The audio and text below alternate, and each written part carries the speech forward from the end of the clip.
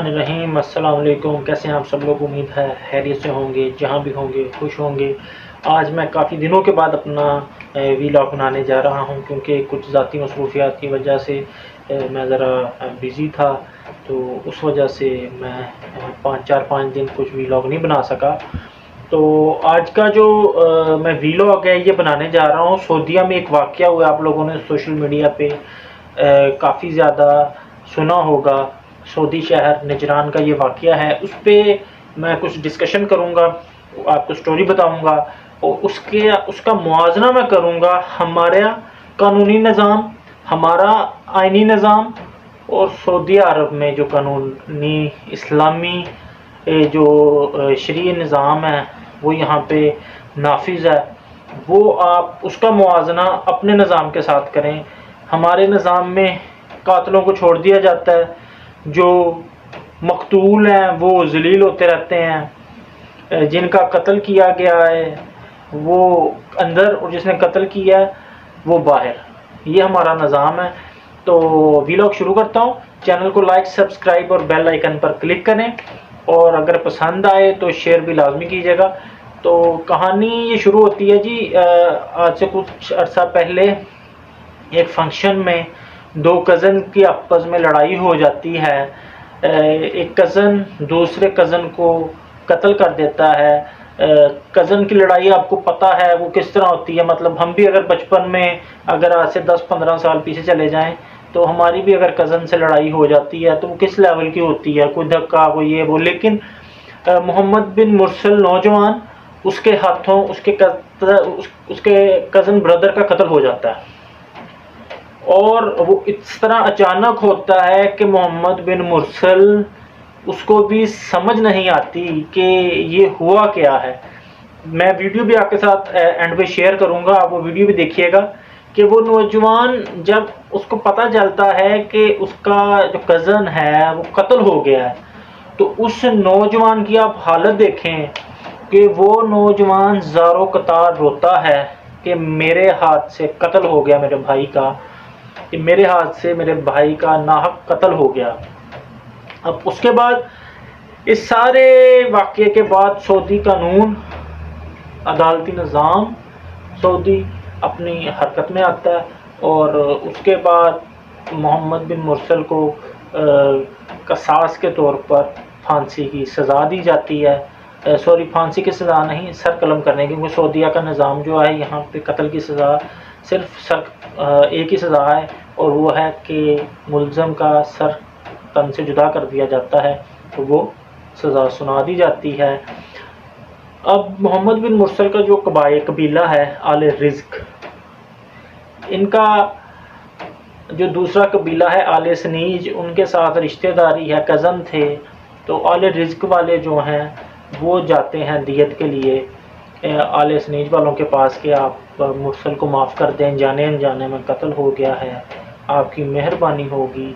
उनका माफ़ी मांगने का अंदाज़ इतना कुछ शानदार था कि मतलब शानदार से मुराद कितनी आजिज़ी थी उसमें, इतना खलूस था कि ये सारा वाक़या सऊदी मीडिया, इंटरनेशनल मीडिया की नज़र में आ गया। वो लोग क्या करते हैं, बच्चे बूढ़े सब जाते हैं, जाके उनके सामने खड़े होकर माफ़ियाँ मांगते हैं कि माफ़ी दे दें। बुज़ुर्ग अपनी कमीज़ें उतार के उनके कदमों में रख देते हैं। सऊदीया के एक रवायती है जो उन्होंने सर पर पहना होता है उसको उतारते हैं, मामा टाइप वो सर पर वो उनके कदमों में रख देते हैं कि माफ़ी दे दें, और ये सऊदीया में इज़्ज़त की अलामत समझा जाता है। वो अपनी इज़्ज़त उनके कदमों में रखते हैं कि माफ़ी दे दें। उसके बाद बच्चे माफ़ी मांगते हैं गलों में कपड़े बांध कर, मतलब जितनी आजिज़ी में वो जा सकते हैं वो उनसे माफ़ी तलब करते हैं कि मुरसल को माफ़ कर दिया जाए। लेकिन जो आले सनीज वाले हैं वो इस बात पर उसके वालिद बज़िद थे कि मैं माफ़ी नहीं दूंगा, क्योंकि उनका नौजवान बेटा कत्ल हुआ था, तो उन्होंने माफ़ी देने से मुकम्मल इनकार कर दिया। उसके बाद 20 सितंबर को मोहम्मद बिन मुरसल की जो उसको सज़ा हुई थी उस पर अमल किया जाता है, اور اس کی گردن جو ہے وہ تن سے جدا کر دی جاتی ہے. اور وہ موقع ایک ایسا موقع تھا جس میں آپ کہہ سکتے ہیں کہ پورا سعودیہ، پولیس، مطلب ہر آنکھ اشکبار تھی. ان کا تھا کہ معاف کر دیا جائے. لیکن اس میں سعودیہ میں کسی پر زور زبردستی نہیں ہوتی کسی بھی اینڈ سے. یہاں پر جو قانون فیصلہ دیتا ہے صرف اسی پہ چلنا پڑتا ہے، اور قانونی فیصلہ ہی سب سے اہم ہے. جو فیصلہ دے دیا گیا ہے اسی پر عمل ہوگا. تو 20 ستمبر کو محمد بن مرسل کا جو سر ہے وہ تن سے جدا کر دیا جاتا ہے. اس سے پہلے اس کی آخری خواہش پوچھی جاتی ہے. وہ کہتا ہے میں اپنی والدہ سے ملنا چاہوں گا. اور وہ ماں سے بیٹے کا ملنا، وہ بھی آپ ویڈیو میں دیکھیے گا، اینڈ پہ میں شیئر کروں گا. تو میرا بیسک آپ کو یہ ساری سٹوری سنانے کا مقصد یہ تھا. آپ اس کے برعکس دیکھیں تو پاکستان کے حالات آپ دیکھیں. پاکستان میں ریمن ڈیوس جو ہے وہ بندے مارتا ہے، ہماری حکومت چھوڑ دیتی ہے. کوئی جاگیردار کچھ ٹریفک پولیس والے کو گاڑی کے نیچے دیتا ہے، وہ چھوٹ جاتا ہے. مطلب یہ ہمارے ملک کا حال ہے. ایک نوجوان کا قتل ہوتا ہے، شارق جتوئی میرا خیال ہے، اگر میں غلط نہ ہوں تو وہ قتل کرتا ہے. تو وہ بھی دندناتا پھر رہا ہے. عدالتوں نے زور زبردستی کر کے اس کے ورثاء نے دوسری پارٹی کے اوپر، تو وہ بھی ملک سے باہر ہے، وہ باعزت بری ہے. یہ تو ہمارے ملک کا نظام ہے.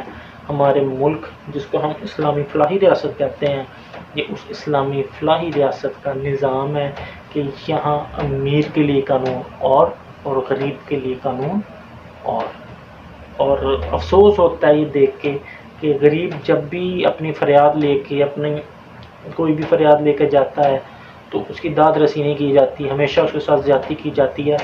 اور یہ ہمارے عدالتوں میں بھی ہوتا ہے. طاقتور کے لیے اور قانون، غریب کے لیے اور قانون. اس کے علاوہ آپ دیکھ رہے ہیں ابھی جو ہمارے ملک میں چل رہا ہے، اس میں عورتوں کے ساتھ جو ہو رہا ہے، جو بزرگوں کے ساتھ، بچوں کے ساتھ احتجاج نہیں کرنے دیا جاتا. ٹھیک ہے، ڈنڈے کا قانون ہے، کوئی نظام نہیں، کچھ بھی نہیں. صرف فرد واحد اپنی انا کی خاطر جو ہے وہ قوم پر ظلم کر رہا ہے. یہ مطلب آپ اگر موازنہ کریں ہمارے قانون کا اور سعودیہ کے قانون کا، تو آپ لوگ خود دیکھیں کہ محمد بن مرسل کے ورثاء نے دیت کی مد میں کروڑوں سعودی ریال پیش کیے، ہیرے جواہرات بہت کچھ پیش کیا. دوسرا چاہتا تو وہ لے سکتا تھا، لیکن نہیں، انہوں نے کہا مجھے انصاف چاہیے، مجھے گردن، قتل کے بدلے مجھے گردن چاہیے. تو وہ سعودی قانون کے مطابق سزا دی گئی. اگر اتنی ہیرے جواہرات پاکستان میں، اگر آپ اللہ معاف کرے آپ کے پاس طاقت ہے، قانون ہے، تو آپ جج کے سامنے رکھیں تو جج تو آپ کو کہے گا بھائی آپ نے تو کچھ کیا ہی نہیں، باعزت بری چلیں. وہ بندہ کیا کرتا ہے، ادھر سے نکلتا ہے، جج چھوڑتا ہے پاکستان سے باہر. یہ تو ہمارا قانون ہے. اور جن بیچاروں کا قتل ہوا ہوتا ہے وہ ادھر ادھر دھکے کھا رہے ہیں، اور جنہوں نے کیا ہوتا ہے کیونکہ جج صاحب کو پیسے لگ گئے ہیں، قانون میں تھانے کچہری میں ان کو پروٹوکول مل رہے ہوتے ہیں، ان کے گھر سے کھانے آ رہے ہوتے ہیں، موبائل ان کو اندر ملے ہوتے ہیں. غریب کے لیے تو کچھ بھی نہیں ہے. تو غریب کہاں پہ جائے؟ یہ ہمارے اداروں کو سوچنا چاہیے، یہ ہماری عدلیہ کو سوچنا چاہیے. ابھی پاکستان میں جو نئے چیف جسٹس صاحب آئے ہیں، جسٹس قاضی فائز عیسیٰ صاحب، قوم کو کافی ان سے امیدیں ہیں، کیونکہ ان کا ایک امیج غلط کریٹ کیا گیا تھا، غلط بلڈ کیا گیا تھا. اور یہ بلڈ کیا گیا تھا پاکستان کے سابقہ آرمی چیف کی طرف سے، تاکہ ان کو پتہ تھا، ادارے کو پتہ تھا کہ اگر قاضی فائز عیسیٰ آیا تو یہ دوبارہ سے ایک دور شروع ہوگا جس میں سو موٹو اور عوامی معاملات کو اجاگر کیا جائے گا. اس وجہ سے انہوں نے کوشش کی تھی کہ قاضی فائز عیسیٰ کے خلاف ریفرنس لا کر اس کو فارغ کیا جائے، لیکن عدلیہ نے اپنی جنگ لڑی اور قاضی فائز عیسیٰ کے خلاف ریفرنس واپس بھیجا. قاضی فائز عیسیٰ کو انہوں نے کلیئر قرار دیا. تو انشاءاللہ امید ہے پاکستان میں بھی بہتر ہوگا قانونی نظام. ظلم جو ظالم ہے اس کو سزا ملے گی، ملا کرے گی، اور مظلوم جو ہے اس کی داد رسی ہوگی.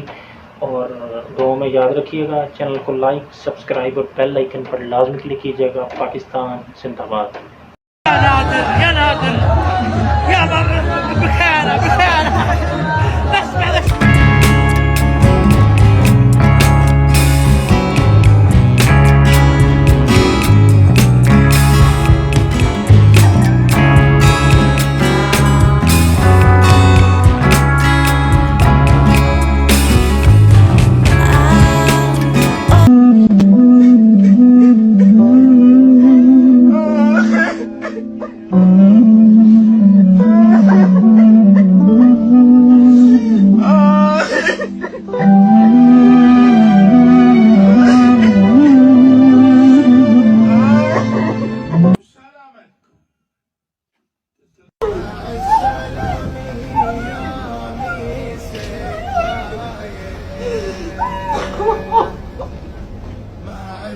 مصفر تأثر كغيره من الشباب بالهواتف المضللة